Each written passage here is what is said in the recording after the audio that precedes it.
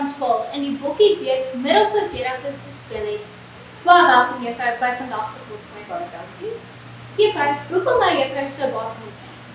Hokkie is vir my 'n vinnige, energieke sportsoort wat 'n mens laat fokus, dat 'n mens binne split sekond keuse kan maak en ek kan binne split sekond kan die game verander.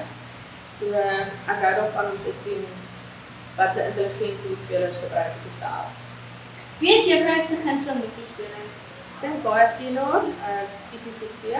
Sy is self afrigter nou. Maar ek bewonder enige hokkie speelster of enige speler wat hard werk en fokus en saam met hy of haar span kan werk. Klink my juffrou hou baie van spanwerk. Kan juffrou ons iets vertel van hokkie wat nie onbeweeg nie? Soos ek reeds gesê het, hokkie kan binne 'n paar sekondes kan die wedstryd self begin verander. Die bal beweeg so vinnig, so jy moet binne 'n paar sekondes daai keuses kan maak oor wat volgende gaan gebeur. So ek dink dit wys ook baie van spelintelligensie en dat jy ook kan sien wat op die veld gaan gebeur. Sjoe, dit klink baie opwindend juffrou. Ja, Waar het juffrou geleer hoe om hokkie te speel? juffrou was self in Laerskool Randpad en ek was afrigter juffrou van Seil. En die beste van alles is nodig om saam die eerste span af hierdie jaar. Sjoe, dit klink baie opwindend juffrou.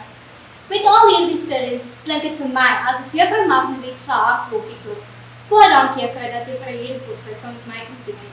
Baie dankie.